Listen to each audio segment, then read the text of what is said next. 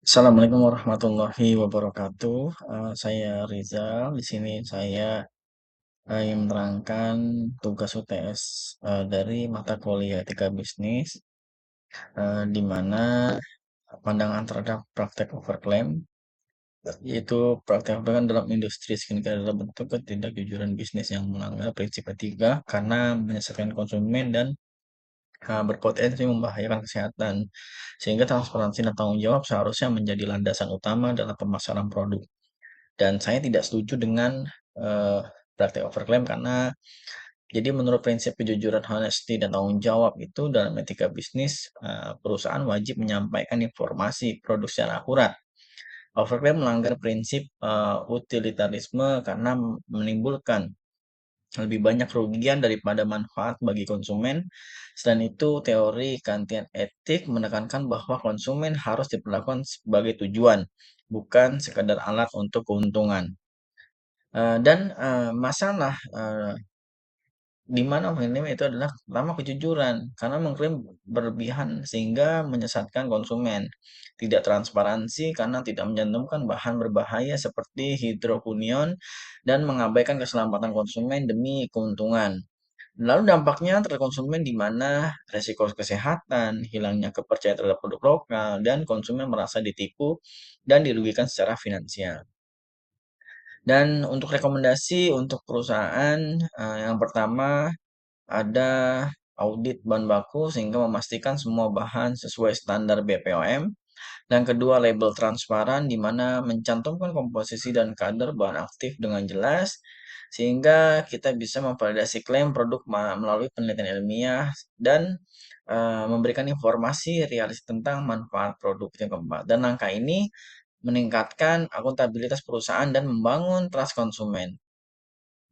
Lalu, bagaimana dengan regulasi pemerintah terkait? Di mana yang pertama ada Undang-Undang Nomor 8 Tahun 99 tentang Perlindungan Konsumen, ada Undang-Undang Nomor 17 Tahun 2023 tentang Kesehatan, dan Peraturan Bea Rekomendasi sehingga semua kosmetik wajib memiliki izin edar dan tidak boleh mengandung bahan berbahaya. Yang kedua, langkah perusahaan agar patuh regulasi yang meregistrasi produk ke BPOM, melakukan uji keamanan, yang menyusun dokumen klaim produk sesuai standar, menjalankan pengawasan internal agar tidak ada pelanggaran. Dan itu mungkin langkah perusahaan agar benar-benar menjalankan aturan sesuai yang tadi saya sebutkan. Dan outcome penerapan etika bisnis, jika perusahaan skincare benar-benar menerapkan etika bisnis dan mematuhi regulasi, akan membangun kepercayaan konsumen dan reputasi perusahaan terjaga dan lebih kompetitif sehingga kesehatan masyarakat terlindungi dari risiko bahan berbahaya. Dampaknya akan pasar skincare lokal menjadi lebih berdaya saing dan berkelanjutan.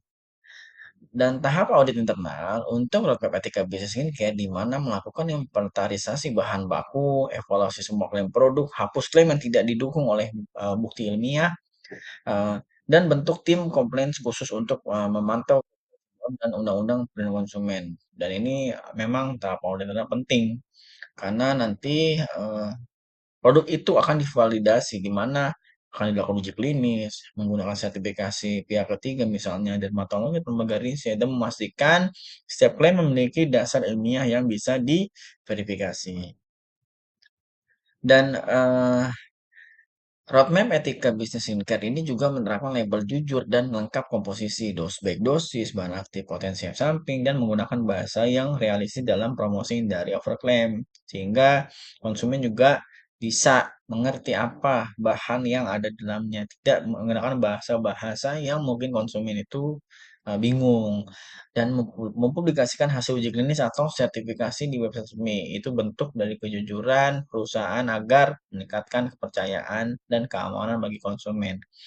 Yang di tahap kepatuhan regulasi juga di mana ya tadi kita meregistrasi, menerapkan SOP pengawasan, melakukan audit berkala sehingga di edukasi konsumen juga bisa melihat tentang cara kerja bahan aktif, manfaat realistis, dan adanya kampanye literasi skincare di media sosial sehingga melibatkan dokter-dokter estetika yang dermatologis sebagai narasumber. Dan setelah itu semua berjalan, akan ada tahap monitoring di mana eh, menyediakan saluran pengaduan konsumen untuk laporan efek samping, menggunakan daya feedback, menerapkan sistem early warning jika ada isu keamanan produk. Dan outcome yang diharapkan dari yang diterapkan itu bisa meningkatkan kepercayaan konsumen karena merasa aman.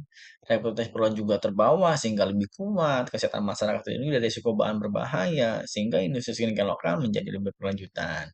Dan kesimpulannya, untuk praktek dalam industri skincare jelas melanggar prinsip kejujuran dan tanggung jawab dalam etika bisnis. Karena klaim berlebihan dan penggunaan bahan berbahaya seperti hidroquinone tanpa izin tidak hanya menyerang konsumen, tapi juga berpotensi merugikan kesehatan masyarakat. Dan masalah utama yang muncul adalah kurangnya transparansi produk, mengabaikan terhadap keselamatan, ketidakpatuhan terhadap regulasi pemerintah, sehingga berdampak pada hilangnya kepercayaan konsumen. Dengan menerapkan roadmap etika bisnis yang mencakup audit internal, kualitas produk, transparansi label, edukasi konsumen, kepatuhan regulasi, serta monitoring, perusahaan dapat memperbaiki praktik bisnisnya. Yang tadi langkah-langkahnya pertama bisa kepercayaan konsumen meningkat, reputasi perusahaan, kesehatan industrinya juga punya daya saing. Singkatnya, penerapan etika bisnis bukan hanya kewajiban moral, tapi juga strategi jangka panjang untuk membangun bisnis yang sehat, dipercaya, dan bertanggung jawab. Ya mungkin itu saja yang bisa saya jelaskan, kurang lebihnya mohon maaf. Wassalamualaikum warahmatullahi wabarakatuh.